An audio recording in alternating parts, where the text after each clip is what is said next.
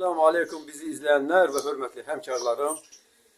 Qohumumuzun bir qohumumuzun evinə gəlmişik. Deməli, bu qohumumuzun evində keçən illəri yayın sonunda bir kondisioner, yəni Hoffman kondisioner qoyulmuş və bir aydan sonra təbii ki qaz qasağı olduğuna görə qazın hamısı qaçıb getmişdi.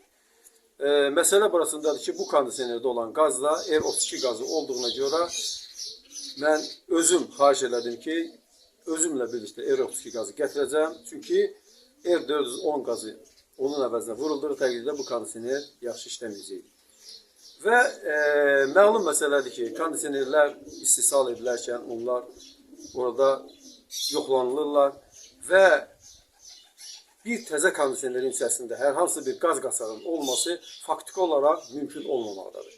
Bəs necə ola bilər ki, bir aydan sonra bu kondisionerdə qaz qasağı əməl edir? Biz gələn kimi əlbəttə ki, qaz qasağının olma ehtimalı olan yerləri, yəni ustanın elədiyi hafşaları, yəni valsovka yerlərini yoxladıq və indi siz ekranda gördüyünüz valsovkanı gördük ki, burada bir balaca da yağın sızması hadisəsi baş vermişdi.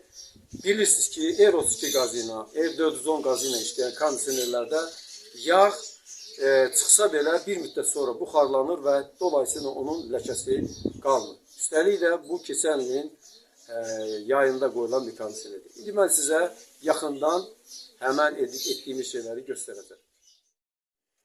Deməli, kondisionerimiz göründüyü kimi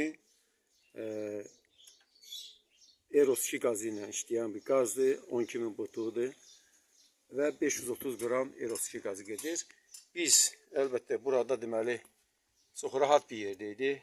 Həm bunu, həm də bunun hər ikisini yoxladıq. Burada gördüyünüz kimi bir qədər deməli yağın izləri var idi, amma yenə də biz demək həmişə olduğu kimi nə edəcəyik?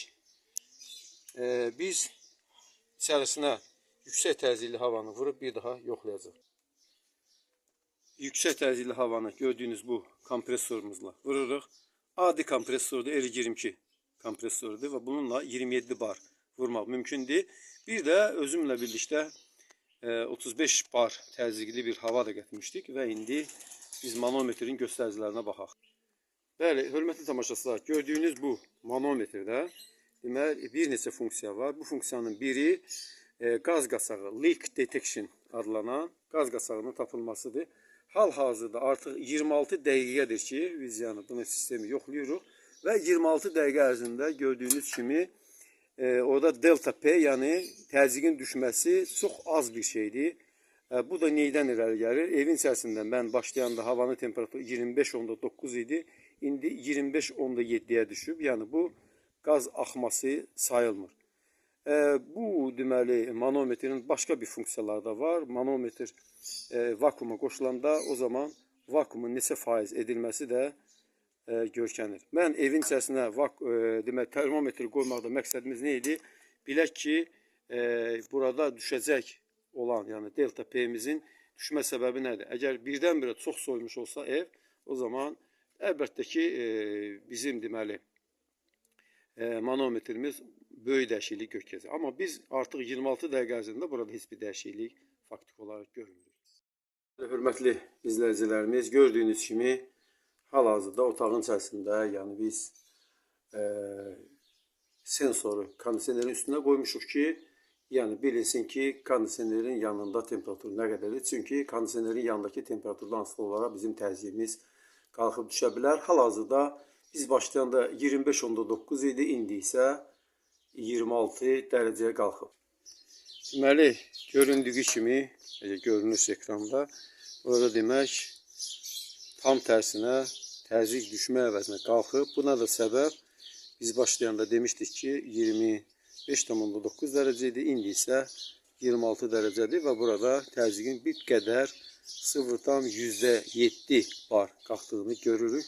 Bu da deməkdir ki, kondisioner 40 dəqiqə ərzində heç bir qaz axıntısı, hava axıntısı, yəni qaz axıntısı olmadı və indi biz inşallah onu vakuumlayacağıq. Hörmətli tamaşaçılar, göründüyü kimi burada demək hal-hazırda 0% görkəzir. İndi biz vakuum işə salandan sonra bu faiz başlayacaq düşməyə. Deməli, vakuum işə saldıq və gördüyünüz kimi demək cihaz vakuumun neçə faiz olmasını göstərməyə başladı. Hal-hazırda yəni 73 faizli və biz inşallah hətta 100% olmuş olsa yenə də uzun 15 dəqiqə gözləyəcəyik. Bəli, hörmətli tamaşaçılar, vakuumlama əməliyyatı qurtardı. İndi isə qaz vurma əməliyyatı olacaq. Gördüyünüz kimi burada cəmisi 1 metrə borudan istifadə olunub. Halbuki kondisionerin içərisində olan qaz 4 metrəyə qədər bəs etməkdədir. O zaman biz bu şildikə baxırıq və orada görürük ki 530 qram Eros 2 qazı vurulmalıdır. Və istehsalçı deyir ki, hər bir əlavə metrəyə 12-15 qram freon əlavə edilməlidir. Əgər boru 4 metrədən az olursa, hər deməli metrəyə görə 15 qram biz az zapravka eləməliyik. İndi əgər 1 metrə çəkilibsə, o zaman biz təxminən 530 qrama yaxın deyil, 530 qram deyil, təxminən 490 qram qaz yükləməliyik. Deməli, tərəzimizi sıfırlayırıq və qazı sistemə buraxırıq. Qaz sistemə girməyə başladı. Təzyiq çox olduğuna görə gördüyünüz kimi tez gedir. Ona görə də ehtiyatlı olmaq lazımdır ki, qaz çox getməsin. Tamaşaçılar, indi delta T'mizi yoxlayırıq. Göründüyü kimi deməli 21,7 kondisionerin içinə girən havanın temperaturu 7,8 çıxışdır. Biz də demişdik ki, delta T'nin təxmin 15 plus minus 1 dərəcə olması lazımdır. Burada da təxminən demək 11,8, bu da 2,1, təxminən 13 dərəcədir. 14 dərəcə, təxminən 14 dərəcə. Hörmətli tamaşaçılar, indi biz demək kondisionerin necə işləməsini yoxlayırıq. Hal-hazırda gördüyünüz kimi kondisionerin içində qaynama temperaturu 4,9 dərəcədir. Yəni optimal olaraq 5 dərəcə götürülür. Burada Eros 2 qazıdır. Qayıdış temperaturu təzyiqi 8,54 bar. Qaynama temperaturu 5 dərəcədir. Yəni optimal işləyir və bu da demək kondisionerin yediği amperajdır. Burada da deməli 4'dan %42'dir. Halbuki burada 4'dan %76'ya qədər yeyə bilər. Amma nəzərə almaq lazımdır ki, hal-hazırda havanın temperaturu aşağıdır.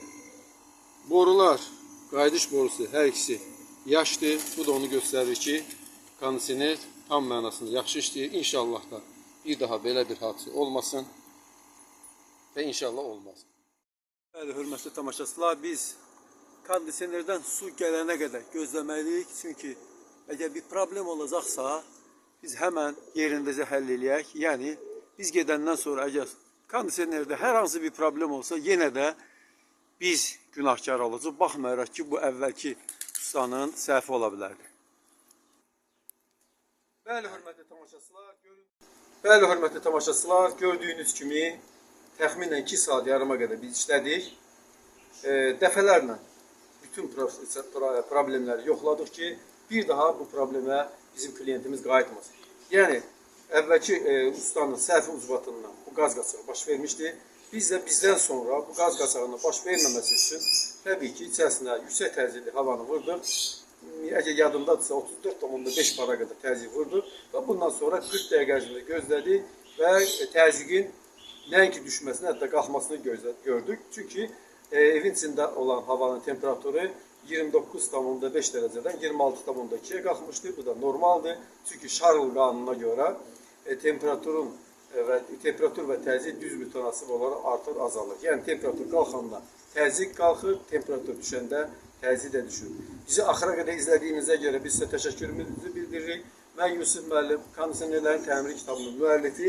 Bu kitabı əldə etmək istəyənlər bizə müraciət etsinlər. Biz də onu Allah rızası üçün sizə göndərəcəyik. Əssəlamu aleykum və rəhmətullahi və bərəkət.